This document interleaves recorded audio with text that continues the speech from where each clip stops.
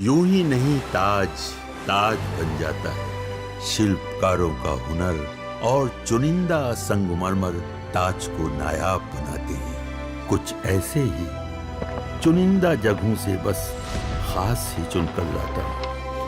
कतरे कतरे को मैं हीरे सा परखता हूँ। यूं ही नहीं मैं रजनी गंधा बन जाता हूँ।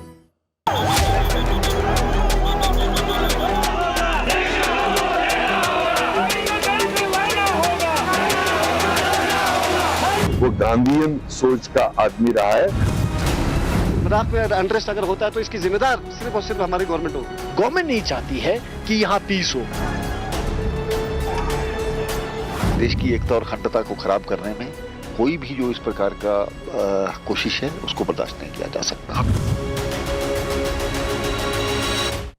पाठशाला में अगला चैप्टर। उधर लेह हिंसा केस में सोनम वांगचुक गिरफ्तार। इधर कांग्रेस केजरीवाल ने पीएम मोदी के खिलाफ मोर्चा खोल दिया।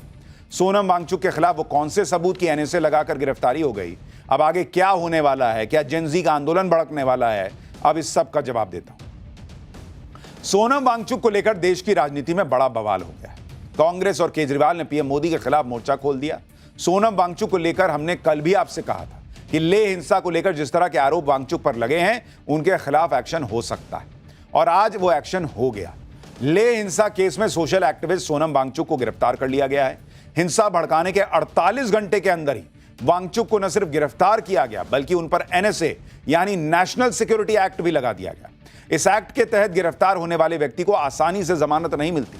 सूत्रों से खबर है कि सोनम वांगचुक को लद्दाख से बाहर ले जाया जा रहा है और उन्हें राजस्थान शिफ्ट किया जा सकता है।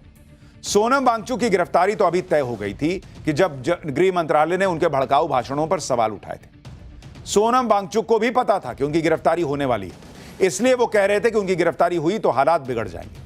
सोनम वांगचुक की गिरफ्तारी के बाद अब लद्दाख के हालात क्या हैं? वांगचुक की गिरफ्तारी पर क्या विपक्ष के नेता आग भड़काने में लग गए हैं? कांग्रेस से लेकर केजरीवाल तक पीएम मोदी के खिलाफ कैसे मोर्चा खोले बैठे हैं? क्या जेनजी का आंदोलन भड़काने का प्रयास शुरू हो गया है? सब दिखाऊंगा, लेकिन पहले एक झलक देखिए।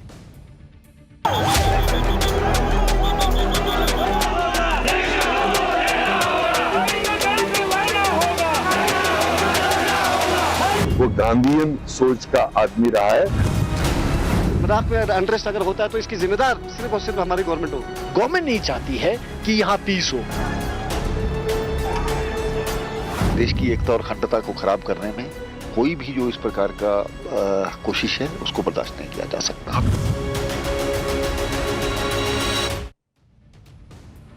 सोनम वांगचुक को आज दोपहर में करीब 2:30 बजे गिरफ्तार कर लिया गया।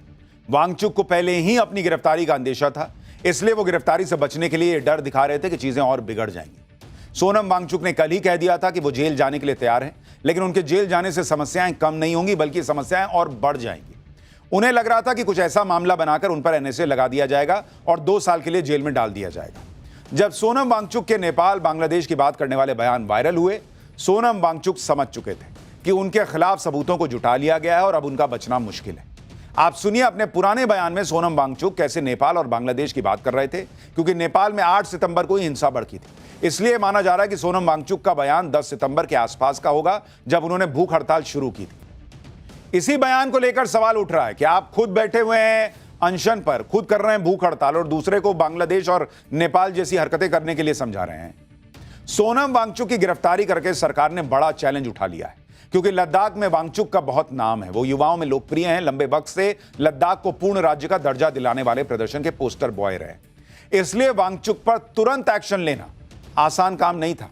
एक तरफ गिरफ्तारी का चैलेंज था, दूसरी तरफ फिर से माहौल बिगड़ने की आशंका भी।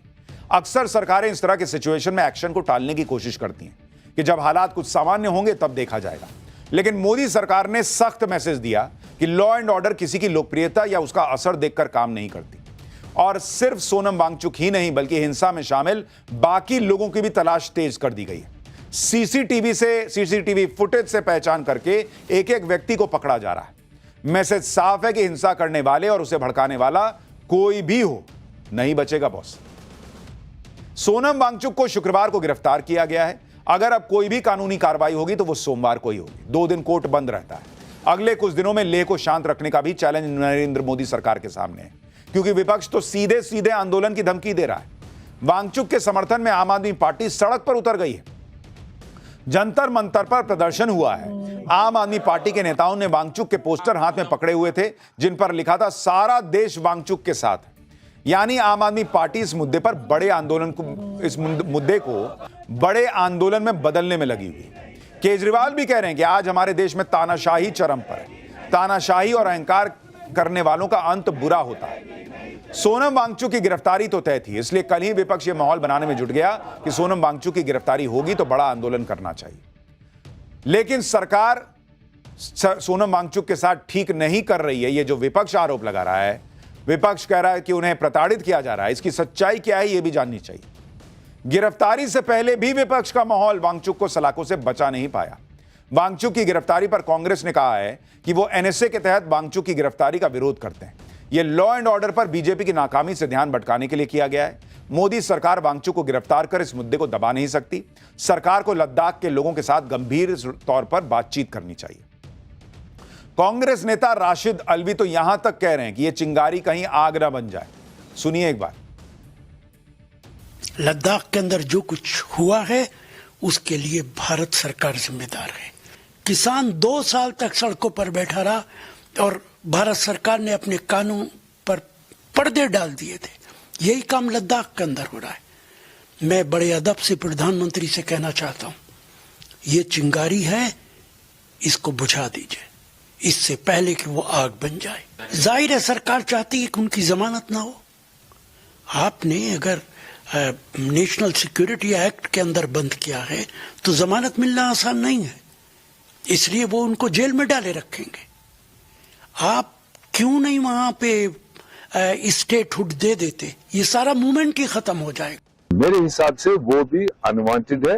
वो मतलब स्टेप उठाने की जरूरत नहीं थी कि वो मोस्ट रेस्पेक्टेबल आदमी है, वो गांधीयन सोच का आदमी रहा है। कांग्रेस आज लद्दाख पर नरेंद्र मोदी को कोस रही है, तानाशाही का आरोप लगा रही है। लेकिन यह भी देखना चाहिए कि पीएम मोदी ने लद्दाख के लिए क्या क्या किया है।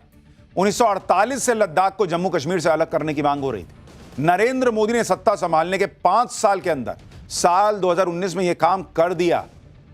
दशकों से लद्दाख में ट्राइबल रिजर्वेशन बढ़ाने की मांग हो रही है। पीएम मोदी ने लद्दाख में ट्राइबल रिजर्वेशन को 45% से बढ़ाकर 85% कर दिया, जिसके तहत 1800 नौकरियां भी दी गई।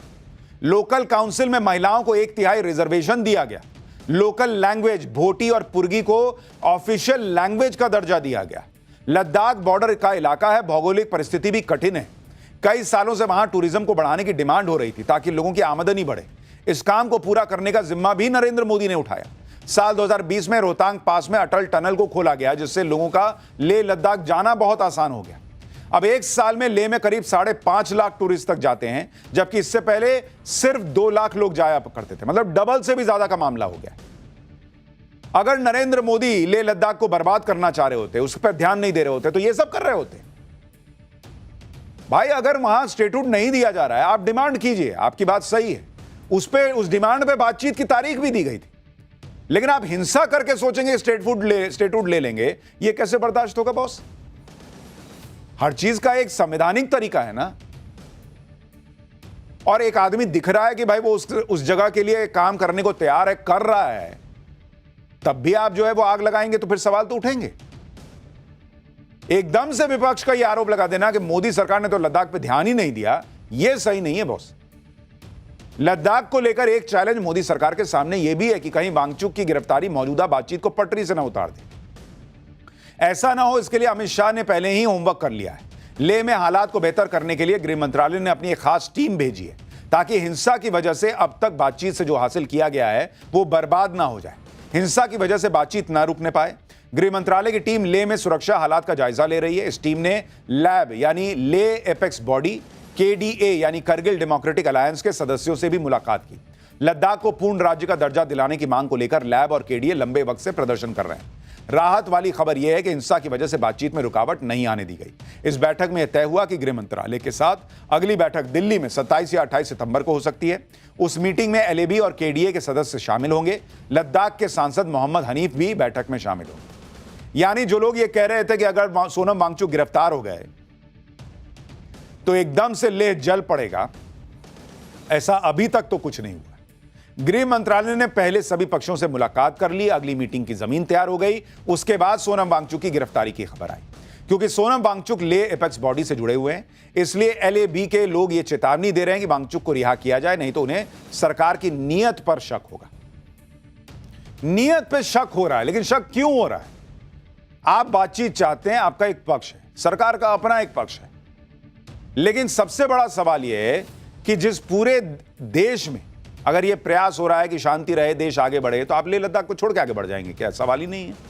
और वहां ऑलरेडी इतना काम हो रहा है। वांगचुक की गिरफ्तारी पर ले एपेक्स बॉडी के सदस्य भड़के हुए, हालांकि उन्होंने अभी तक बातचीत को कैंसिल भी हालांकि नहीं किया है। दूसरी तरफ लद्दाख के एलजी कविंदर गुप्ता की बातों से भी यही लग रहा है कि सरकार इस मामले को बिल्कुल भी हल्के में नहीं लेने वाली। जांच एजेंसी विदेशी फंडिंग, विदेशी ताकत के हाथ होने के एंगल से भी जांच हो रही है। सोनम वांगचुक को लेकर भी एलजी ने साफ कर दिया है कि कोई देश की अखंडता को लेकर भड़काऊ बयानबाजी करेगा तो बर्दाश्त नहीं किया जाएगा, चाहे वो कोई भी हो। सुनिए एक बार कविंदर गुप्ता को। देखिए, देश के खिलाफ और देश की एकता और अखंडता को खराब करने में कोई भी जो इस प्रकार का कोशिश है उसको बर्दाश्त नहीं किया जा सकता। आपको लगता है कि इन्हीं स्टेटमेंट्स की वजह से यहाँ पे जो युवा है वो इन्वेस्टिगेट हुए और उन्होंने इस तरह की सिचुएशन क्रिएट की? देखिए, हालात खराब करने की कोशिश की गई और आपने जो देखा है, कुछ लोग जो बाहर से भी आए हैं, तो अब जांच चल रही है, उसके लिए कमेटी भी हमने गठित की, तो जल्द ही इसकी रिपोर्ट सामने आएगी। जो वीडियोस हैं जो सामने है उसमें साफ बात है कि प्रवोक किया गया, इंस्टिगेट किया गया कि यहाँ पर हालात। आप देखिए कि इधर विपक्ष किसी भी कीमत पर नरेंद्र मोदी की कुर्सी खींचने में लगा हुआ है।